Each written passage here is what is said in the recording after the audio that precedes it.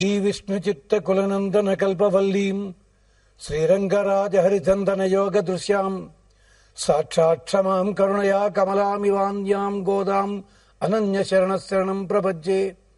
శ్రీమౌద్గల్య శ్రీవత్ససగోత్రజాతౌ శ్రీ అప్పలార్యరత్నమార్యతనూభవౌ ద్వౌ శ్రీమచ్చటారిచరణాంబుజచంచరీకౌ శ్రీరంగరామానుజదేశికౌ స్తుమః. అస్మద్గురుభ్యో నమః. ఆండాళ్ దివ్య తిరువడిగడే శరణం. భగవద్బంధులారా, ఇవాల్టి పాశురంలో గోపికలంతా కూడా మరొక గోపికని మేల్కొల్పుతున్నారు. వరుసగా 10 మంది గోపికలని మేల్కొల్పుతారు అని చెప్పుకున్నాం.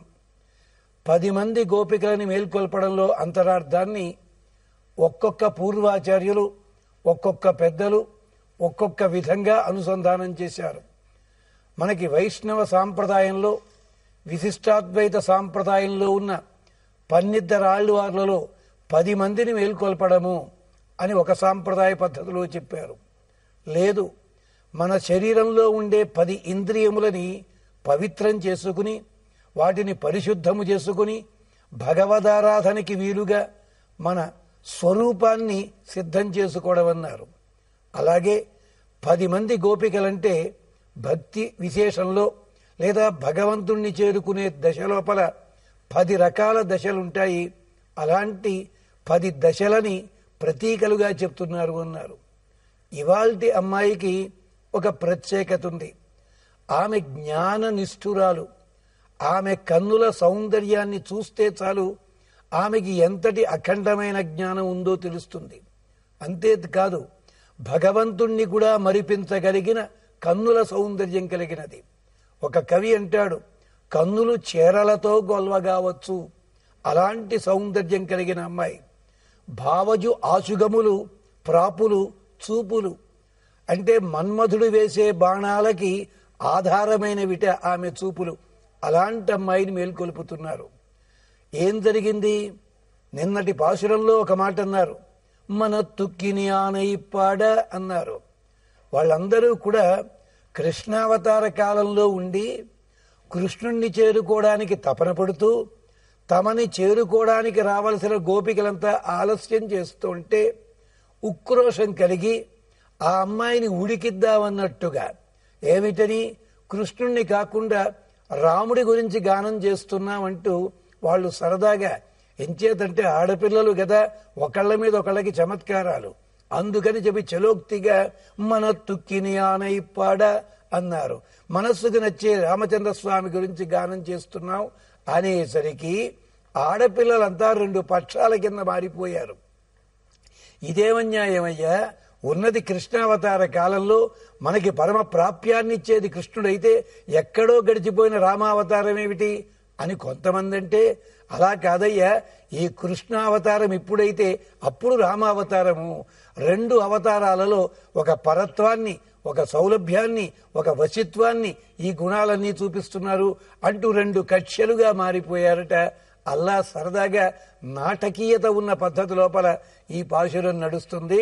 పుల్లిన్ వాయి కీండానై పొల్లా అరక్కనై కిల్లి కళందానై కీర్తిమై పాడిపోయి பிள்ளைகளெல்லாரும் பாவை களம்புக்கார் வெள்ளையசிந்து வியாசமுரங்கித்து புல்லும் சிலம்பினகான் போதரி கண்ணினாய் குள்ள குளிர குடைந்து நீராடாதே பள்ளி கிடத்தியோ பாவாய் நீ நன்னாளால் கல்லந்த விரிந்து கலந்து ఏల్ఓర్ ఎంపావాయ్.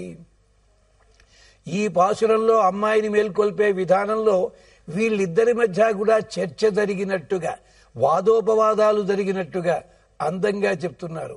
ఆండాళ్ళమ్మ వారి పాశురాల్లో ఉన్న ప్రత్యేకత ఏమిటి అంటే, ఒక ఆధునిక కవి చెప్తాడు, ఆండాళ్ళమ్మ వారి పాశురాలట చెయ్యి తిరిగిన వంటవాడు అద్భుతమైన బెల్లముతో తయారు చేసిన జిలేబీల వంటివి అన్నాడు. ఎందుకట? చూస్తే మృదుత్వము కఠినత్వం ఉంటుందట.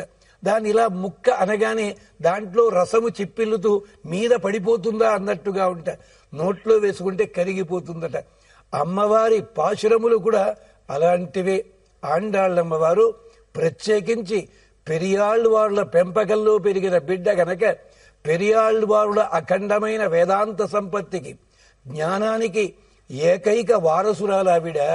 అందుకని ఆవిడ అద్భుతంగా గానం చేస్తోంది. అమ్మవారు అద్భుతంగా గానం చేస్తోంది భగవంతుని వైశిష్ట్యాన్ని. ఎలాగా? గోపికని మేల్కొలుపుతున్నట్టుగా. ఈ అమ్మాయికున్న విశేషం చెప్పాం కదా, భగవంతుణ్ణి కూడా కట్టి పడవేసేలాంటి అందమైన చూపులు కలిగినది. కారణమేమిటి? లోపల భగవంతుడున్నాడు హృదయంలో. ఆ కారణం చేత ఆనందమంతా కళ్ళల్లో ప్రతిఫలిస్తోంది. స్వామిని తన వంకకు మరల్చుకోగలిగింది. అందుకని పిలుస్తున్నారు. ఇప్పుడొక మాట చెప్పుకోవాలి. అంతా ఒక ఊరి వారే కదా, ఒకళ్ళనొకళ్ళు బతిమాలుకోవలసిన అవసరం ఉందా అని చెప్పి. దానికే వేదం చెప్తోంది, ఏదైనా మంచి పని చేద్దామంటే ఒక్కళ్ళు చెయ్యకూడదు, 10 మందితో కలిసి చెయ్యాలి. యతస్వ సదస్యైః ఇత్యాహ అంటుంది వేదం. నీకు సదస్యులు అంటే మన వాళ్ళందరూ కూడా కలిసి ఉండేలా నువ్వు ప్రయత్నించు. ఎందుకని భరతుడు కూడా రాముణ్ణి తీసుకురావడానికి వెళ్ళినప్పుడు మొత్తం ప్రజలందరినీ చేర్చుకుని వెళ్ళాడు. భీష్ముడి దగ్గరికి ధర్మరాజు ఒక్కడూ వెళ్ళలేదు, అందరితోటి కలిసి వెళ్ళాడు. ఇది పద్ధతి అన్నమాట. ఎప్పుడు పిలుస్తున్నారు ఆ అమ్మాయిని, మేల్కొల్పుతున్నారు. ఏమని చెప్పి? పుల్లిన్వాయికి ఇండానై. మేమంతా గానం చేస్తున్నది ఎవరినో తెలుసునా? పక్షికి ఉండే ఆ 2 చెంచులు పట్టుకు చీల్చివేసినవాడు, అంటే బకాసురుడనే పక్షిని చంపినవాడు. పుల్లిన్ వాయికి ఇండానై, బకాసురుని నోరుని చీల్చి చంపినవాడు. నిజానికి బకాసురుని చంపడం అన్నది చాలా చిన్న పనిగా చెప్తున్నారు వీళ్ళు. అది చాలా పెద్ద పని. సరే ఉంచుదాం అలాగా. పుల్లిన్ వాయికి ఇండానై కృష్ణావతారం చెప్పారు. కిల్లి కిళందానై కీర్తిమై పాడిపోయి, ఎలాంటి వాడు గిల్లి ఏడిపించినట్టుగా చంపి అవతల పారేశారట. ఎవరిని? పొల్లా అరక్కనై కిల్లి కళందానై. రాక్షసుడు పొల్ అంటే దుర్మార్గుడైన రాక్షసుడు. అంటే రాక్షసుల్లో మంచివాళ్ళు చెడ్డవాళ్ళు ఉంటారా? ఉంటారు. విభీషణుడు లేడా? మధువనం నిర్మించినటువంటి మధు అనే రాక్షసుడు లేడా? ప్రహ్లాదుడు లేడా? ఉన్నారు. రాక్షసుల్లో కూడా మంచివాళ్లే ఉన్నారు, లేని వాళ్ళు ఉన్నారు, మంచివాళ్ళు ఉన్నారు. ఇక్కడ పొల్లా అర్రక్కనై కిల్లి కెళందానై కీర్తిమై పాడిపోయి. ఇప్పుడు బకాసురుణ్ణి చెంచువులు చీల్చి వధించిన కృష్ణ పరమాత్మని కీర్తిని గానం చేస్తున్నాము. రామచంద్ర స్వామి కీర్తిని కూడా గానం చేస్తున్నాము. కిల్లిక్కిళందానై కీర్తిమై పాడిపోయి పిళ్ళైగళెల్లారు పావై కళంపుకార్. మన తోటి ఆడపిల్లలందరూ కూడా మనం వ్రతానుష్ఠానం ఎక్కడ చెయ్యాలో అక్కడికి చేరుకున్నారు వాళ్ళందరూను. అంచేత ఇంకా నిద్రపోతున్నావా? కళంపుకార్ వెళ్ళిజందు వ్యాజమురంగిత్తు. బాబు, శుక్రగ్రహము, శుక్ర నక్షత్రము ఉద్భవించింది. బృహస్పతి అస్తమించాడు. అంటే వేగుచుక్క పొడిచింది, జవరాలా మేలుకో అంటున్నారు. వేగుచుక్క పొడిచిందంటే ఇక తెల్లవారిందని అర్థం అన్నమాట. బృహస్పతి అస్తమించాడు అంటే రేచుక్క అది కాస్త కనుమరుగయ్యింది, పగటి చుక్క కనిపించింది. మెళకో తెచ్చుకోవమ్మ. పిళ్ళైగళెల్లారు పావై కళంపుకార్ వెள்ளయజందు వియాజమురంగిత్తు పుల్లుం శిలంబినగాన్. పక్షులన్నీ కిలకిలధ్వనులు చేస్తున్నాయి, పిలుచుకుంటూ ఒకదాన్నొకటి బయలుదేరుతున్నాయి. పుల్లుం శిలంబినగాన్ పోదరిక్కణ్ణినాయ్ కుళ్ళక్కుళిరక్కుడైందు నీరాడాదే. పోదరిక్కణ్ణినాయ్ అందమైన తుమ్మెద వంటి నల్లదనము కలిగిన కనుపాప కలిగిన ఓ చిన్నదానా మెడకో తెచ్చుకో. లేదా లేడి కన్నులతో స్పర్ధించేలాంటి అందమైన కన్నులు కలిగిన దానా మెడకో తెచ్చుకోవమ్మా. ఇలాంటి నన్నాళాల్ మంచి రోజమ్మా ఇది. కుళ్ళక్కుళిరక్కుడైందు నీరాడాదే.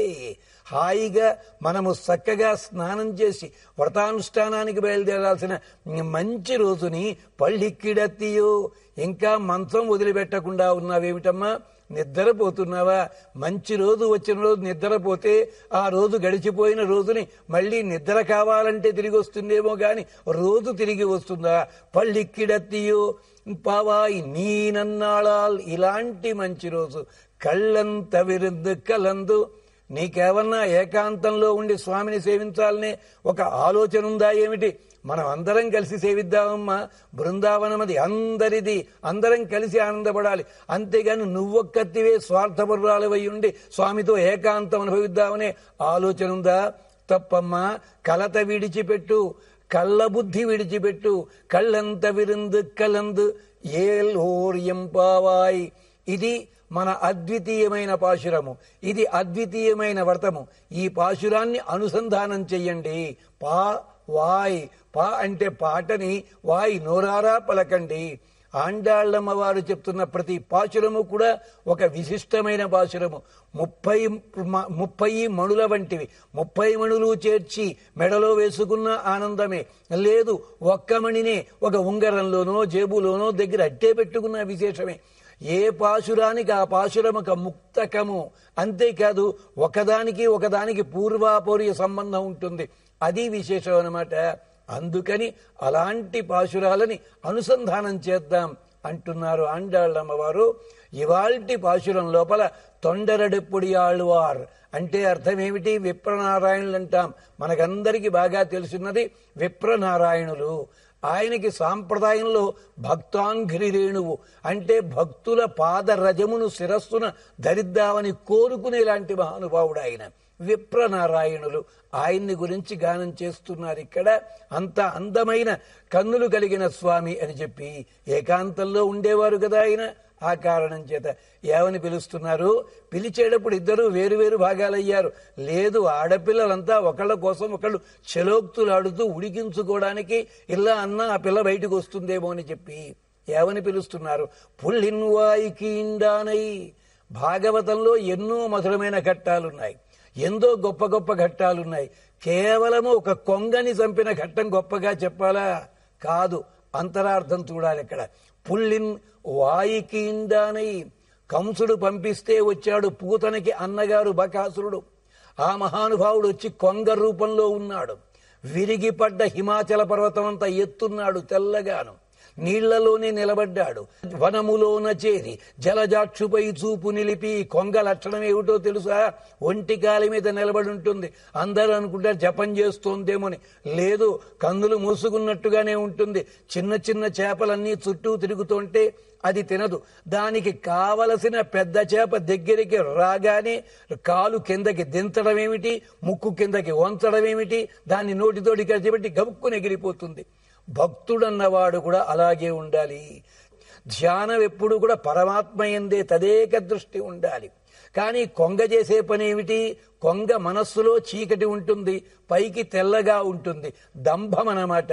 ఆ బకాసురుడు అలా ఉంటే ఆలోచించాడు, గోపబాలకుల్ని మింగుదామా, కృష్ణుణ్ణి తిందామా? ఎవరిని తింటే మనకి పని అవుతుంది? గోపబాలకుల్ని మింగినట్టయితే కృష్ణుడు అతను పోవచ్చును, లేదు కృష్ణుణ్ణి మింగినట్టయితే పని అయిపోతుంది అనుకున్నాడు. కృష్ణ పరమాత్మ ఆలోచించాడు. గోపబాలకుల్ని ఆపే లోపలే ఆవులు గోపబాలకులు నీళ్లల్లోకి వెళ్లారు. నీళ్లల్లోకి వెళ్లి తిరిగి వచ్చేశారు. ఇప్పుడిక కృష్ణుడు తనంతట తానే ఆ కొంగ నోటి లోపలికి చేరాడు. నోటి లోపలికి చేరగానే ఒక్కసారి శరీరాన్ని పెంచాడు. శరీరం పెంచగానే ఇక వాడి వల్ల కాలేదు, కక్కి వేశాడు కృష్ణ పరమాత్మని. వెంటనే తాను శరీరాన్ని పెంచి దాని 2 చెంచులు పట్టుకు చీల్చి చంపివేశాడు. ఇదొక చిన్న ఘట్టము. కానీ దీని వెనకాల అంతరార్థం ఏమిటో తెలుసా? ఒకప్పుడు కృష్ణ పరమాత్మ బండిని వెరగొట్టాడు శకటాసురుణ్ణి. అది చెప్పారు పెద్దవాళ్ళకి, కృష్ణుడు ఇలా వెరగొట్టాడని. కానీ పిల్లల మాటలు ఎవళ్ళు నమ్మలేదు. పెద్దవాళ్ళు బాలుండెక్కడ, బండి తన్నుటెక్కడ, నభోభాగం బెక్కడని. అప్పుడు పిల్లలంతా అనుకున్నారు, ఇక్కడి నుంచి కృష్ణ పరమాత్మ ఏ రాక్షసుని చంపినా కూడా పెద్దవాళ్ళకి చెప్పద్దు అనుకున్నారు. అక్కడి నుంచి కృష్ణుడు అంటే వాళ్ళకి ఎంత ధైర్యమో చెప్పడానికి బకాసురుడి కథే ఉదాహరణ. ఎప్పుడైతే బకాసురుడు వధించబడ్డాడో బయటికి వచ్చారు, అక్కడే ఉన్నాడు అఘాసురుడు అన్నవాడు. అంటే పెద్ద కొండ చిలవ, నోరు తెరుచుకుని ఉన్నాడు. దానికోసం ఈ విషయం చెప్తున్నారు. పిల్లలకి ఎంత ధైర్యమో తెలుసా కృష్ణ పరమాత్మ మీద? వాడెవడో తూచి ఆ పాముని తూచి ఇది పామేనా అన్నట్ట, అది వానపాము అన్నట్ట. రెండో వాడు అయ్యయ్యో కొండ చిలవ అంటే అది కలుస్తుందేమో, మింగుతుందేమో. పిల్లలు ఏమన్నారో తెలుసా? బకునిని చంపిన కృష్ణుడుండ పామంచు గీమంచు వెరపేలా రా పోదము దాటిపోదము మృంగెడు నేనిన్ బకు వెంటంచను కృష్ణు చేత. అంటే ఈ ఘట్టం లోపల కృష్ణ పరమాత్మ మీద పిల్లలకున్న నమ్మకము. భగవంతుడు వస్తే గుర్తుపట్టగలిగేది పిల్లల స్థాయిలో ఉన్న భక్తులు మాత్రమే. అహంకరించే భక్తులు ఎప్పుడూ గమనించలేరు. అందుకని పుల్లిన్ వాయికి ఇండానై అలాగే ఆ బకాసురుణ్ణి వధించాడు, కొంగని వధించిన స్వామి, ఆయన గుణగానాన్ని మేం చేస్తున్నాము. అంటే కొంగంటే ఏమిటి చెప్పుకున్నాం? దంభము, లోపల లేని భావాన్ని పైకి చూపించడము.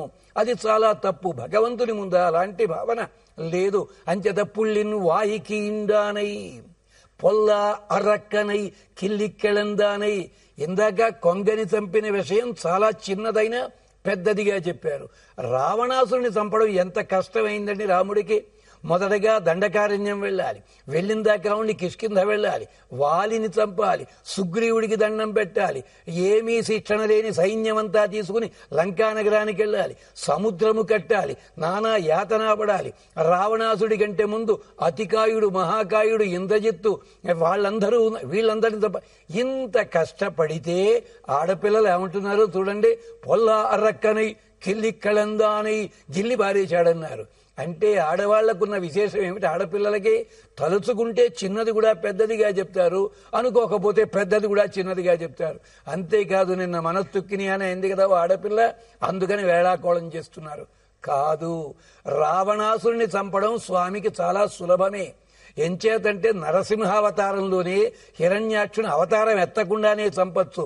ఎంచేత బ్రహ్మదేవుణ్ణి కోరుకున్న వరం ఏమిటి? నీ సృష్టిలోని దేని చేత పోకూడదన్నాడు. అంటే విష్ణు బ్రహ్మ సృష్టిలోని వాడా? కాదు కదా, వచ్చి చంపచ్చు కదా. కానీ బ్రహ్మగారి మాట నిజం చేయడానికి వేషం కట్టుకొచ్చాడు ఆయన. అదే పద్ధతిలో ఇక్కడ రావణాసురుని చంపడం చాలా తేలిక. సీతాదేవి అదే అడిగింది. ఒక కాకిని 3 లోకాలు తిప్పించాడే రాముడు, రావణాసుడు ఎక్కడున్నాడో తెలియదా అని అడిగింది ఆవిడ. కాదు, అందుకోసం కాదు, ఒక చేష్ట, ఒక లీల, ఒక తమాషా. అందుకని కిల్లిక్కళందానే గిల్లి ఏడిపించాట. ఎక్కడ గిల్లి ఏడిపించాడు? మొదట శూర్పణఖ ముక్కు చెవులు కోసి. అంటే ఎవరినైనా పైనుంచి కిందకి దింపాలంటే వాడు తాలూకు వాళ్ళని ఇబ్బంది పెట్టాలి. 14,000 మంది రాక్షసుల్ని వధించాడు. రావణాసుడి స్నేహితుడైన వాలిని వధించాడు. ఇది కిల్లిక్కళందానై. పొల్లా అరక్కన ఎందుకన్నాము? దుర్మార్గుడైన రాక్షసుడేమిటి? రాక్షసులు కూడా మంచివాళ్లే ఉంటారు, వీడు మాత్రం దుర్మార్గుడు, తల్లిదండ్రులను విడగొట్టాడు. పొల్లా అరక్కనై కిల్లిక్కెళందానై కీర్తిమై పాడిపోయి పిళ్ళైగళల్లారు పావైగళం బుక్కార్. వేదం చెప్తుంది సకల ప్రపంచము కూడా గొప్ప వేదిక సుమా, అంతా పవిత్రమైనదే. కానీ నీవు కొలిచి ఈ భాగంలో దేవతార్చన చేయాలని నిర్ణయించుకోవాలి. అలాంటి తోటికి పిళ్ళైగళల్లారు పావైగళం బుక్కార్. వెల్లయజందు వ్యాజమురంగిత్తు. శుక్రుడు దయించాడు, బృహస్పతి అస్తమించాడు. శుక్రుడంటే మృత సంజీవని విద్య, అద్భుతమైన విద్య. బృహస్పతి అంటే చార్వాకము, నాస్తిక మతాన్ని చెప్పినవాడు బృహస్పతి. అంచేత నాస్తిక భావన వదిలిపెట్టు, అద్భుతమైన ఆస్తిక భావనతో బయలుదేరు. పుల్లుం శిలంబినగాన్. ఇంతకు ముందు 2 సార్లు పక్షుల్ని చెప్పారు, ఇప్పుడు పక్షులు ఏం చేశారు? పక్షులు కిందకి దిగుతున్నాయి. పుల్లుం శిలంబినగాన్ పోదరిక్కణ్ణినాయ్. తుమ్మెద, పద్మంలో ఉండే తుమ్మెద లాంటి కన్ను కలిగిన దానా, లేదా లేడి కన్నులతో పోలిక చెప్పే ఇలాంటి కన్నులు కలిగిన దానా? లేడి కన్నుల దానా భలే దానివే అంటారు మనకి చెప్పుకునేటప్పుడు. అలాంటి కన్నులు కలిగిన నీవు కుళ్ళక్కుళిరక్కుడైంది నీరాడాదే. చలికి గజగజ వణుకుతుండగా ఎందుకు నీళ్లలో ప్రవేశిస్తుంటే వరుణదేవుడు మన పాపములు చూస్తాడు. అందుకని పాపాలన్నీ బయటికి పోయే ప్రయత్నం చేస్తాయి. అందుకనే మన శరీరంలో వణుకు. కుళ్ళక్కుళిరక్కుడైంది నీరాడాదే. పళ్ళిక్కిడత్తియో, ఇంకా మంచం మీదే శయనించి ఉన్నావా? భోగాలు అనుభవిస్తున్నావా? కళ్ళంత విరిందు నీనన్నాళాల్. ఇలాంటి మంచి రోజుని నీ లోపల ఉండే చెడు భావన వదిలిపెట్టి, ఏకాంత భావన వదిలిపెట్టి మాతోటి కదిలిరా. ఆచార్యుడు కూడా అలాగే చేస్తాడు. దంభము బకాసురుడు మనలో ఉండే దంభాన్ని పోగొడతాడు. పొల్లా అరక్కనై రావణాసుడు మనలో ఉండే అహంకారము, ఈ అహంకారాన్ని తొలగిస్తాడు. శుక్రాచార్యుని వంటి వాడు సద్విద్యనిస్తాడు, మన లోపల ఉండే ఈ నాస్తిక భావన తొలగిస్తాడు. స్నానం అంటే విరహ తాపాన్ని పోగొట్టేలాంటి భగవదనుభవము.